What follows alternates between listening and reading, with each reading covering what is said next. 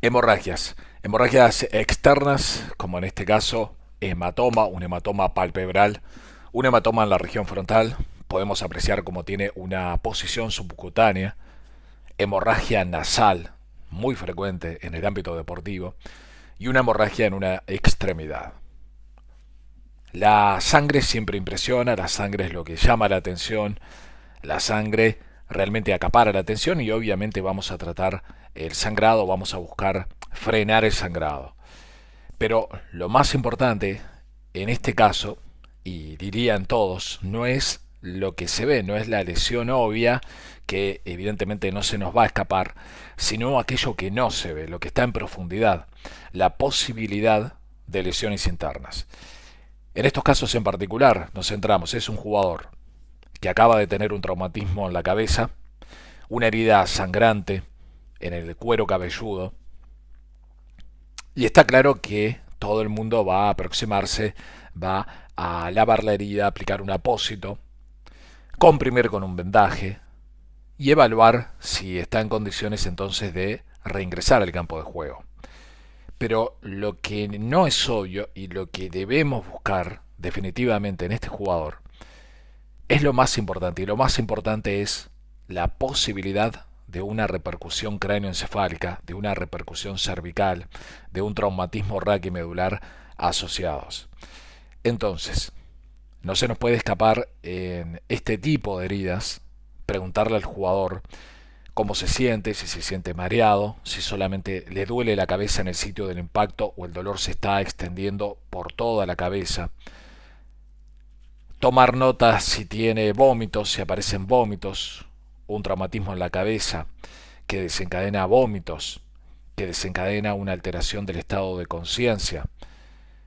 Claramente nos ponen en la pista, son signos de alarma, nos indican una repercusión cráneoencefálica severa.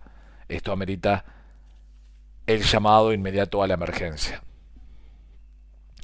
También en este contexto del fútbol, pero podemos hacer los ajustes para cualquier deporte, podemos preguntarle al jugador cuánto va el partido, quién convirtió el último gol, dónde estamos jugando, la fecha del día de hoy, a el nombre del rival. En definitiva, toda una serie de preguntas encaminadas a tres grandes áreas. La orientación personal, es decir, el nombre completo del jugador, su fecha de nacimiento, la posición en el campo donde juega, la ubicación temporal, tiempo, fecha, detalles de si vamos jugando el primero o el segundo tiempo, aproximadamente cuánto vamos, cuántos minutos del tiempo respectivo.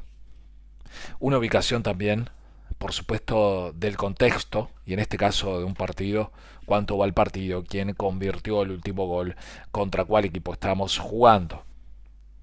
Preguntas en definitiva para indagar si el jugador se encuentra bien orientado en tiempo, espacio y si tiene además una buena orientación personal.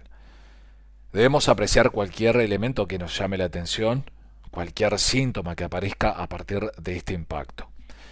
La herida es importante, la trataremos por supuesto, haremos una buena higiene de la herida, buscaremos controlar el sangrado, pero no se nos debe escapar lo más importante. Este jugador acaba de recibir un codazo en la región orbitaria izquierda. Notoriamente tiene un hematoma palpebral que cierra la hendidura palpebral. Seguramente le está costando mucho ver eh, a través de ese ojo. El gran problema, en realidad, es pensar en lo que no es obvio. Pensar, por ejemplo, si este impacto fue frontal, máxime con el codo, un codazo. Hay que tomarlo como un objeto contundente. Pudo haber existido una sacudida de la cabeza y debemos indagar una posible lesión cervical, un traumatismo raquimedular. Está claro también que no deja de ser un traumatismo en la cabeza. Vamos a indagar también la posibilidad de un traumatismo cráneoencefálico. No se nos puede ir este jugador sin investigar la posibilidad de un traumatismo cráneoencefálico, de un estado mental alterado, de una lesión cervical. Y a nivel local, con respecto a este traumatismo orbitario, no se nos va a escapar indagar sobre el estado del globo ocular.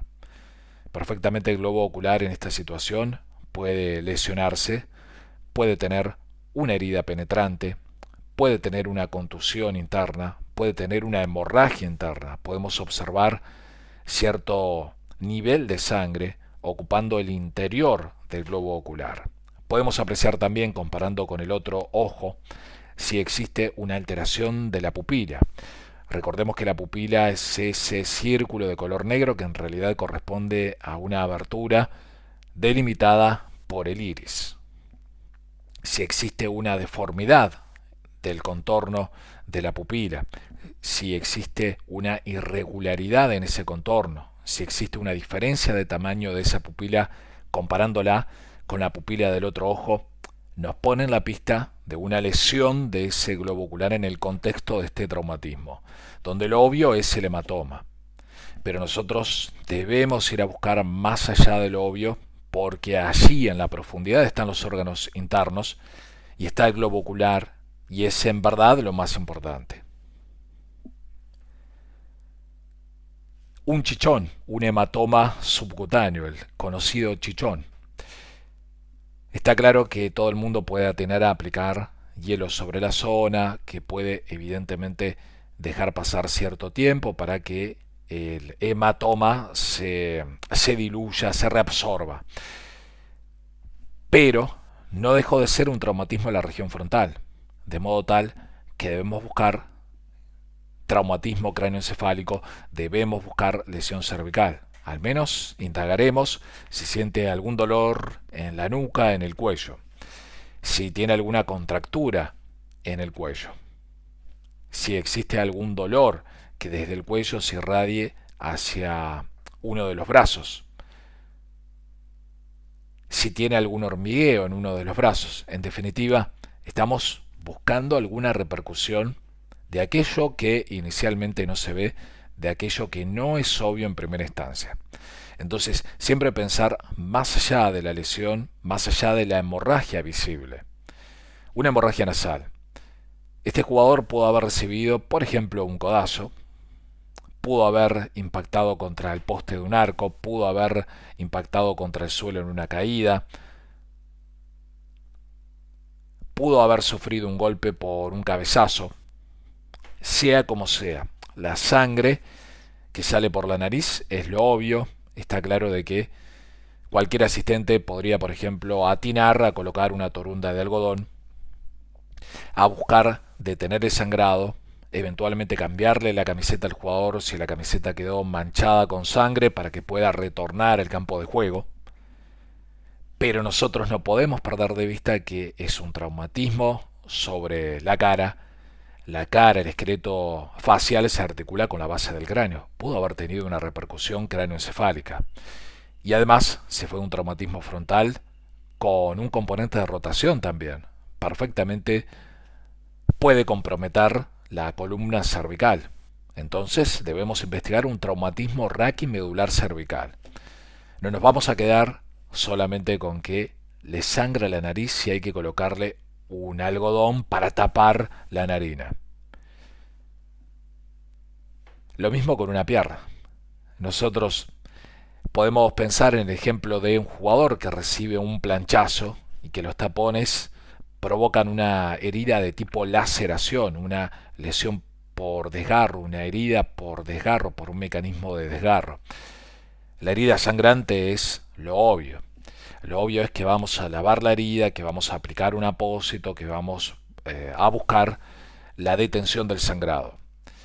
Pero ¿qué hay en profundidad? Debemos, por lo menos, examinar, indagar la posibilidad de una fractura, de una rotura tendinosa, de la rotura de un vaso sanguíneo importante, de la lesión de un nervio, de cuerpos extraños allí presentes en la profundidad, pasto, barro, piedras, que puedan, por supuesto, representar riesgo de infección.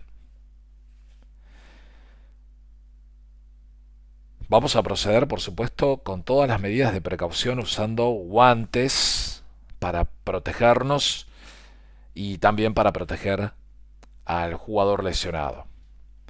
Una maniobra básica para toda hemorragia. Primero, vamos a ir con guantes colocados.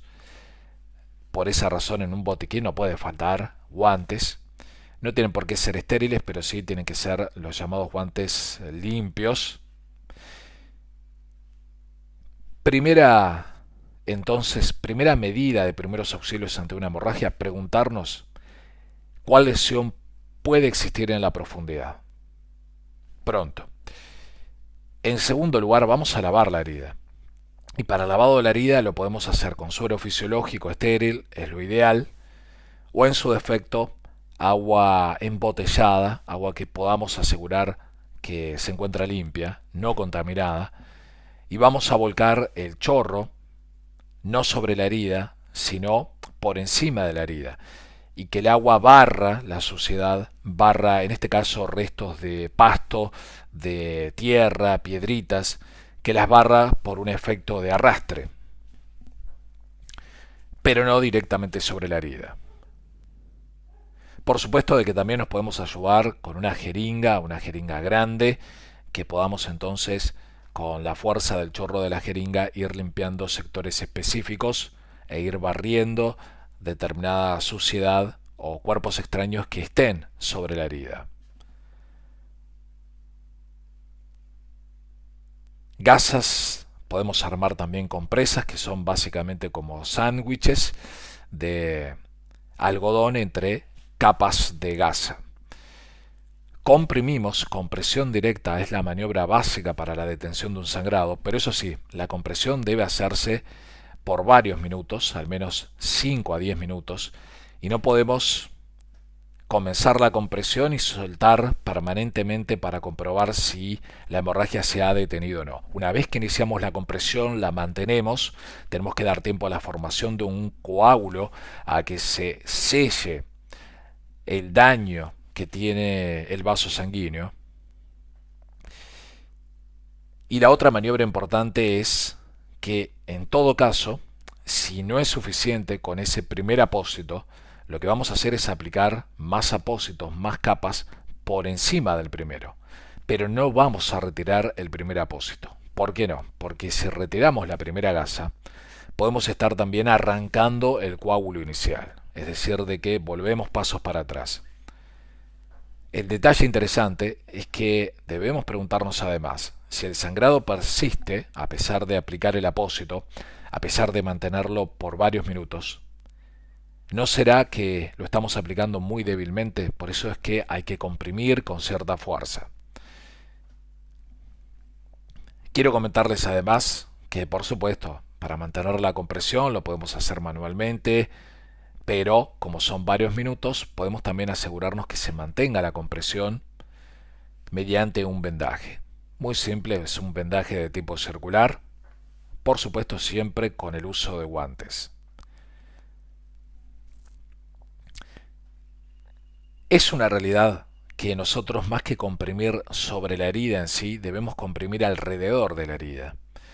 Máxime si tenemos en cuenta que en relación a la herida puede existir una fractura, pueden existir fragmentos de un hueso fracturado. En el cráneo podríamos estar ante una fractura de cráneo. Por esa razón lo más prudente es comprimir alrededor de la herida y no exactamente en el interior de la herida o sobre la herida.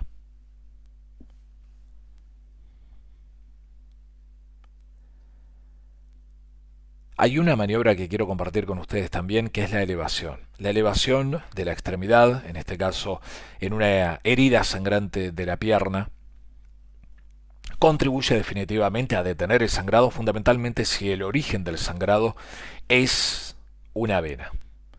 Si el sangrado es de origen venoso, prácticamente con el solo hecho de elevar la extremidad logramos detener el sangrado. La compresión indirecta, la anterior se trató de la compresión directa. Esta es la compresión indirecta que se realiza para una herida sangrante de la extremidad inferior, presionando en la ingle, porque allí lo que hacemos es reducir el flujo sanguíneo de los grandes vasos femorales que están pasando por allí. Y para el caso de una lesión del miembro superior, vamos a comprimir en la cara interna del brazo. Allí está pasando la arteria axilar y la arteria braquial. Y con esta compresión y la elevación al mismo tiempo del miembro superior logramos reducir el nivel del sangrado.